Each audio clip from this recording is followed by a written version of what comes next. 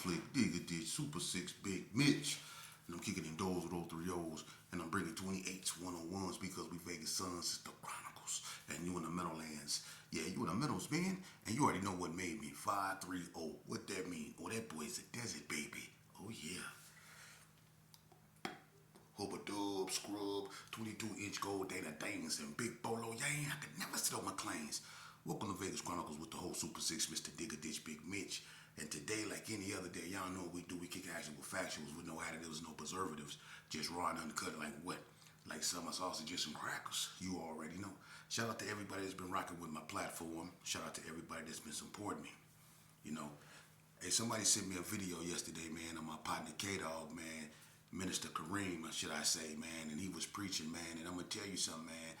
I'm truly humbled and blessed to be able to witness that brother right there find his calling because he found his spiritual glove, and that brother fitted to the man. That brother was preaching, man, and I ain't gonna lie, man. The same way as he was pushing his crippin', he pushing that Christ, man, and I ain't gonna lie, man.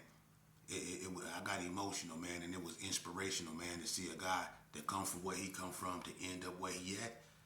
You know, I mean, I was humbled, man, and shout out to Minister Kareem, man, and I stand with that brother and his positive journey, man, because I know what he been through and what he overcame, man. I salute him, and he's an example of true redemption, man. When God put his hands on you, I'm trying to tell you. But let's jump right off into it, man, because the devil watching.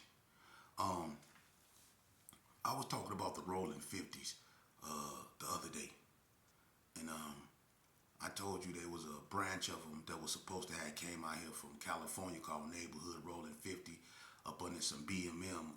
I don't really know what that is, but one of them got at me and they said that they don't have a hood out here, but they do have a few members in Vegas, you know. So there is a couple Neighborhood Rolling 50s from California, you know, that's up under BMM. Not to get confused with the Rolling 50 Crips that's from Las Vegas. Now, someone asked me, you know, that there had to have been some kind of California influence with the Vegas 50s because, you know, the Rolling 50s in California is Bloods, they Rolling 50 VNGs, and then you got, you know, Rolling 50s neighborhood, I guess, up over there with the 60s and all that. But, you know, to be fair, see, the Rolling 50s in Las Vegas, right? They was UCCs, and their number was originally 501. Now, what they did was when they formed an alliance with the Rolling 60s, and this is my opinion, the Gerson was right next door to the 50s. We watched them turn into, you know, Rolling 50s, but their number used to be 501. They just dropped the 1 and became 50s. Then no cat from California come out here and say y'all will be Rolling 50s. Because mostly all the Rolling 50s is from Vegas Heights, you know, within a few exceptions, you know what I mean? And I'm not finna put people's name out there because whether they was from here or from over there, they became Rolling 50s. But Rolling 50s or Vegas Heights in general has always had a Vegas identity, you know? And the Vegas, you can say that Vegas Heights really get their crippin', in my opinion, from the GQs. A lot of people don't want to admit that, but a lot of people got their crippin' from the GQs, you know. And GQ Main Chaney was a mainstay in Vegas Heights, you know. So the 50s out here in Las Vegas that come from Vegas Heights has no California influence like that, man. You know, and that goes all the way back to my, you know, my family, Desi, Boy, R.I.P., you know, which was G-Force brother, then was UCCs. You see what I'm saying? And I know a whole bunch from Herbie Hyde, all them cats, Rock, you know, Big Steve, all them dudes, Tyrone, you know, his sister Teresa, you know, Mark Burrell, all those dudes up over there, man, them original UCCs, and then I know the original 50s, you know what I mean? From Tanico to Lil Rock, you know, from Moosey Montana, you know, Marty, you know, Horn, D, you know what I mean, Van, G-Force. You know, I know all the 50s, the Twins, R.I.P., you know what I mean? It was a lot of them, Roach Clip, R.I.P., you know what I mean? It was a whole bunch of Rolling 50s, Mun, R.I.P., you know what I'm saying? So I know the 50s in Las Vegas, and you know, they didn't get their crippin' from California. You know, no disrespect to California, but they didn't get their crippin' from California, man. You know, and that's that's the thing. A lot of gangs in Vegas. I mean, Crippin' and Blood. We know they come from California. But the inception of it in Vegas hasn't always been brought to Vegas from a Cali boy. It was accepted. Or some cats from California, from Vegas, went to Cali and brought it back out here, man. It ain't always been, Cali boys coming out here and putting their flag out here and all that old stuff. That didn't even happen in the hood. The first blood gang out here was started by a Vegas boy. You see, so that tells you right then and there. And the GQs didn't get their crippin', because I had Carl Wesley on my podcast, and he told you they got their color blue off the slip malt liquor can, that Blue Bull. That's why they had on their coast. GQs didn't bullshit. They come from the slip malt liquor bull, that drink. When Crippin' came to the North, that's a whole nother story. But Carl told y'all the original inception of the GQs had nothing to do with California. They started off as a dance group, So that's what that was, man. No disrespect to nobody, man. But Vegas, man, what people got to understand, the foundation, Vegas mostly was made by Vegas boys, man. That's one thing we can say about Vegas, as opposed to a place like Reno. The oldest gang in Reno, besides the Hispanics, is called Bishop. And we all know that Bishop come from California. The oldest gang in Las Vegas is Herbert Gershon. That's a Las Vegas bred neighborhood. That's a Las Vegas bred gang. You know what I mean? And it ain't really a gang. The Gershon was like the hub of the black community at one point, because it had what was known as a community center. And the community center, which was 2020 McGuire, that's the boys club. That's where everybody from everywhere came to congregate. At one point in time, I told people that everybody hung out in the Gershon. It didn't matter if you was a Blood or a Crip or whatever, man, at one point in time, because Las Vegas was very community oriented. And Herbert Gershon just so happened to have a community center over there. And they had a community center that barbecued for the whole projects. So people came over there frequently before all the violence and all that stuff happened, man. We used to be little kids, and they had programs to where they took us to Doolittle. They fed us, if you was really from Herbert Gershon, you remember those crates with those sandwiches and those peanut butter cookies. That chocolate milk. If you was really from over there, you remember that, man. You know what I mean? So, and then they had the barbecue pits right there in front of the boys club, man. They used to barbecue for the whole neighborhood. And then Michael White, he'll bring the turntables out the boys club and put them in front of the boys club, and he'll have Run DMC just blasting through the whole Gershon, man. This when they had the fence around the boys club, So the Gershon at one point in time, was looked upon, like the hub of the black community, man, because that's where everybody came to congregate, man. Before all the division and stuff. I used to tell people, man, you could come into Gershon one time, at any point in time, and you would see, Baby Cal from Rolling 60s hanging out with L and all that, man. I didn't even, man, it used to be some of everybody in the Gershon, man. Everybody used to come up over there, man. And it was peaceful at one point. You was able to come over there because it was community oriented. White Man Bob, he used to be up over there, Pool Boy them, David Barnett, all them, man, used to be up in the boys club, man. With Master G used to run the boys club, when Hyde used to run the boys club. It used to be just family oriented, man. And that's what the Gershon was about, man. But somewhere down the line we lost that, man, and it was because of gangbanging. And it was gangbanging, I'ma always tell y'all this, man, because y'all need to know gangbanging was a social experiment that was used upon us. You see, from Colors to Eazy-E, all that stuff coincide with each other, man, because before that came out, we was in a conscious state of mind, we was about, one of the, the gangster it got with us at one point in time was you be illin'. We used to say stuff like that. You be illin', or we was cold chillin'. You know what I'm saying? We was in that era. But when Eazy-E and all that stuff came out, when Colors came out, it really put us in a rebellious like state of mind. And then we had an influctuation of drugs that was coming in our neighborhood, And with drugs came weapons, you see? And so we just systematically destroyed our community, And things that brought us together suddenly tore us apart, you see?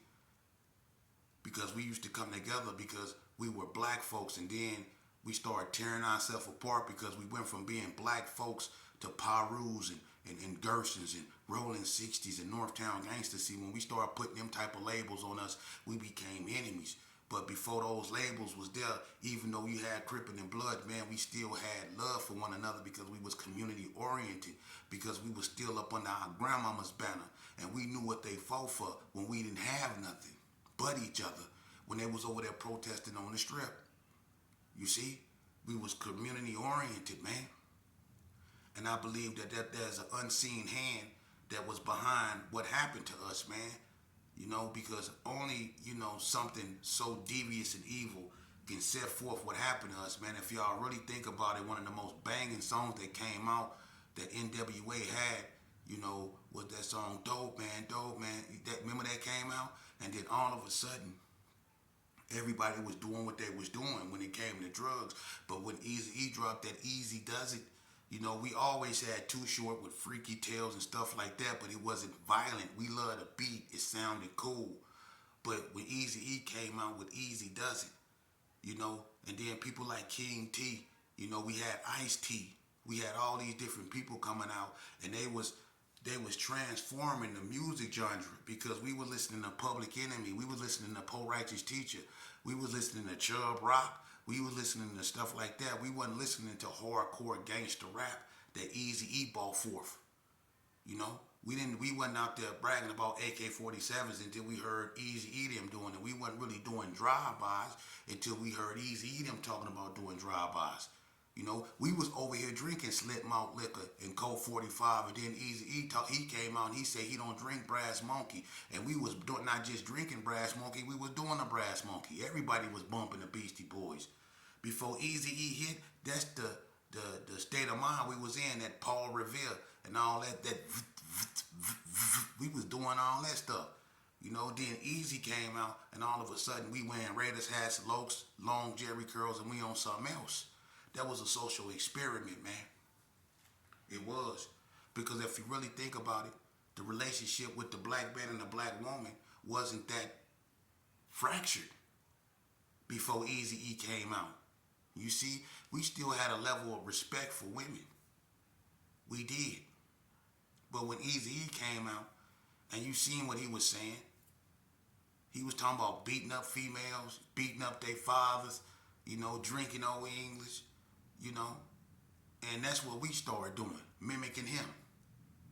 Not just us, people in Texas, people in Arizona, people in New Mexico, all the way over there to Maine, people started mimicking Crippin' and Blood in the California culture. The only ones that didn't really grasp onto that was the dudes over there in Chicago. They was the only ones that didn't grasp onto that.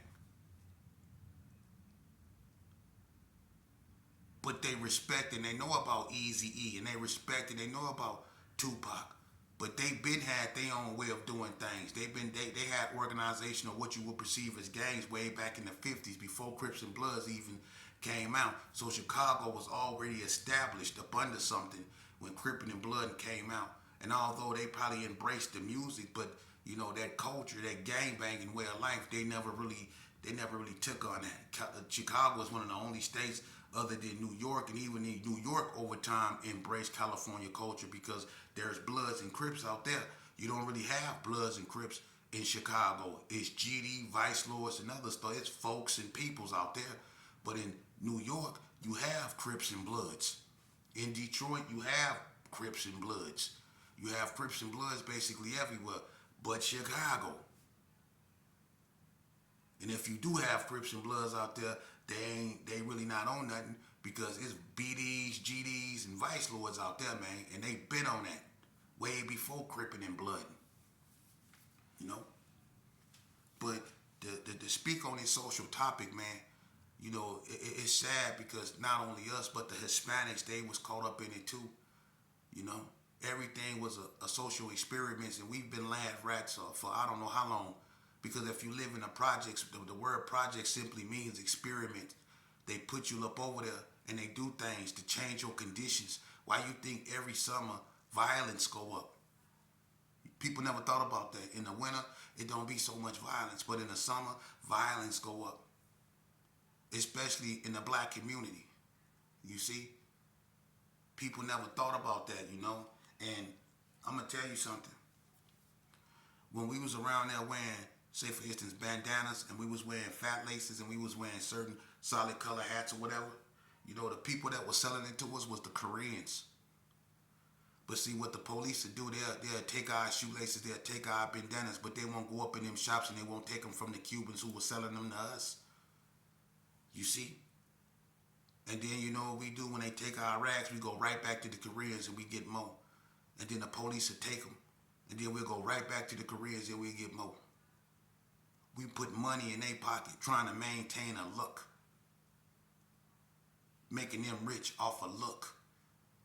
Losing our life off a look. Think about that. Really think about that.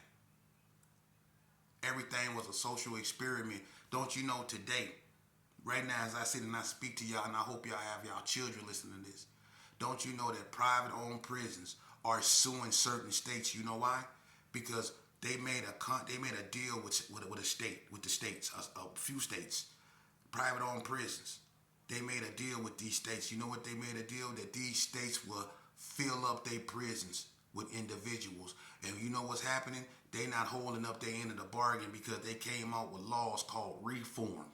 So instead of sending people to prison, what they did is they tried to reform them. Well, that went against the contract that the private prison owners signed with certain states. So what they did is they sued the state because they not putting enough people in prison. Now y'all see why they having a get tough on crime thing going on. Even Joe Lombardo over here in the state of Nevada just signed a new crime bill. Because they don't have enough people in these privately owned prisons. So y'all better be aware of that, man. They trying to adjust these laws. That's why Trump is sending these National Guards in the federal government in all these black cities like Baltimore, D.C., he want to send them in New York. He want to send them in Philadelphia. He want to put them all in all these major black cities where he say crime is out of control. Chicago. You see? But it's not to fix no crime. It's to fill up these private-owned prisons. You have to understand something. One of the biggest private-owned prison investors in America was a former attorney general by the name of Jeff Sessions. He's one of the biggest private-owned prison owners, man. Jeff Sessions, the former attorney general that fell out with Trump. So y'all better really wake up, man. Locking y'all up is a business, man. Burying us is a business. You see, that's why they gave us gangster rap, because they knew what it would do to us. You see? And it's done its job. And ask yourself a question.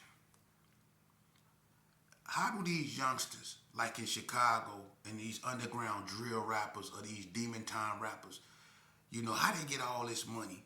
Where they getting all this money from when they not even mainstream, but they flexing and they putting $200,000 in your face from signing record deals? What record deals is these cats signing, man? People really need to investigate what our children is getting themselves into, because I'm telling you, it's some underhanded going on, and they putting life insurance on our babies, man, that's rapping and stuff like that, but we not paying attention to that. Nah. We not paying attention to that, man. It's something very nefarious going on. These people is planning to lock people back up, man. And for y'all that's always voting Democrat, know this here, and it's the truth, that one of the biggest proponents of locking us up, and the person that really started this was Bill Clinton, when Hillary Clinton called us super predators. Y'all remember that? Behind a situation that happened in Indiana, where they lied on a 12-year-old black child about an assault that he did not do, that it ended up being an older white guy that did it. But they was trying to say a 12-year-old black boy assaulted a little white girl, and it didn't. And they lied on him. And Hillary Clinton came out and called our babies super predators. Did y'all see that crime bill that Bill Clinton passed that locked all them black boys up, man? But y'all voted Democrat, calling him the first black president. He ain't no better than Donald Trump, man. They all the same, man. They all the same. That's why they all up in them files. When them cameras grow off, they hug and they hang out. We the clowns, we the imbeciles because we don't pay attention. You know, we turned away from God and we turned to the vanities of this world. We chasing diamonds. Y'all calling yourselves Barbies and beehives and all this old stuff. Y'all following fake fictitious idols that these people done put up and held up in front of y'all and telling y'all that y'all can be like these. If y'all want to be like anybody, y'all want to be like children of God, man. That's who we were. That's who we were when we were at our best. We were children. We were childs of God. You know, we wasn't allowing our females, our children, to call themselves Barbies, and we wasn't calling ourselves gangsters and hoodlums and thugs and goons and demons and all that. Nah, man. You call yourself that stuff long enough, you start believing that. Just ask any OG Crip that's still putting it on a big C. Ask any OG Blood that's still putting it on a big B. You start calling yourself something for so long, man, you start to believe that stuff. I'm telling you the honest to God truth, youngster. The only thing in this life, the only thing in this world that you should set out to be is a man. Because you're a man before you anything, man. And that's what your mama brought you in this world to be. That's what God designed you to be, a man, an upright one at that. You see, but you have been an experiment just like me, man. You have been taught to hate yourself. You have been taught that everything that resemble you, that look like you, that is of you, is something that ain't worth being nothing. That's something that's to be hated and to be destroyed by you. You were taught to hate your own self. You were taught to look in the mirror and see nothing but a demon, nothing but an enemy.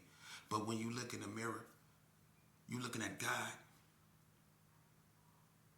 You see? And you might be hurt. You might be wounded. You might be void of self-knowledge. You know? But you are the very essence of God.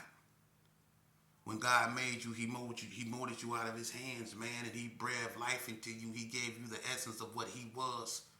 That's what elevated you from all the beasts and the fowls of the earth, man. God really put his hands on you to make you. You see? And that's why you see people like K-Dog, Brother Minister Kareem, preaching. The notorious NTG K-Dog, man, is Minister Kareem, man. You can't say God won't do it. You know? But beware the ones that want y'all to stay stuck in the mud. Beware the one, because I'm going to tell you something. You can be the ferocious Crip, the most ferocious Blood or whatever, but one day you're going to meet that one. Every bully in Las Vegas that lived his life trying to take stuff from people, beat people up, or whatever, they always met that one, man, that refused to be bullied, and it ended bad. It don't matter who you are. I always say this, and I'm going to say it again. Billy Badass her, and Billy Badass sister. You want to find them, just roll by the cemetery, because they full of Billy Badasses. The best thing for you to do, brother, is invest in yourself. Learn to love yourself, man. People don't want to hear this. They want to hear pull up. They want to hear what's going on in the streets. They want to hear what's going on with young Aunt Hefe. They want to hear what's going on with B Braves and all this old stuff like that, man. But you look at where them guys at, and you look at where them guys end up. It never fails, man. And if that's what if that's what you think your mama bought you in this world to be, locked up for the rest of your life, making videos, talking about other men, if that's what you want to invest yourself in, man, then shame on you, man. For real. It's a lot of prominent youngsters up out here, man, that see this game for what it is, and they not embracing this bull crap. That's why a lot of these youngsters is starting to be solo bolo. They starting to invest in other stuff, man. And that's beautiful, but we need to support them. We need to quit shining a light on this stupidity. For real. We get so much of that our attention, and that's why you lose sight of your own son, because you giving other things attention and you're not giving them the attention they deserve. And that's crazy, because you know more about another man than you do your own child. How that work? And then you mad at the female because she outdoing you and outperforming you in your own job. She trying to be a woman, but at the same time, She got to keep herself safe because she can't rely on you. You see? She can't trust you to protect her and her child. So she got to play your role and her role. You know? Because you want to chase up behind the homies. And then when you fall out, they have a balloon release for you and you become a vague memory. You remember that. It don't matter who you was or how much work you put in. When God call you home, homie, you lucky if you get a fish fry. You lucky if somebody put your name on the back of a shirt. You lucky if you even get a RIP next to your name on Facebook. But eventually you just gonna become a vague memory. And the only one that's gonna hold you here is your moms, man. Not your homeboys. They gonna move on. For real. They gonna get drunk in your name. Kid. Then they go eat. They gonna go home and lay up with their girl and you gonna become a vague memory. Cause soon as they spark up their next blunt, they ain't gonna be thinking about you, man. I'm telling you. That's the game. So invest in yourself, man. Learn to love yourself, man. Don't be nobody's experiment, man. You know what's going on. You know how wicked these people is, man. You don't have to be a victim. You have choices. Tomorrow, I'm going to bring y'all the video I was telling y'all about. Y'all make sure y'all tap into that. It's going to be about 3 jackers that went on a jacking spree. But unfortunately for them, they jacked the wrong one. And y'all want to see how that ends. Tune in tomorrow. Big Mitch, the horror flick, Super 6, Dig a Ditch.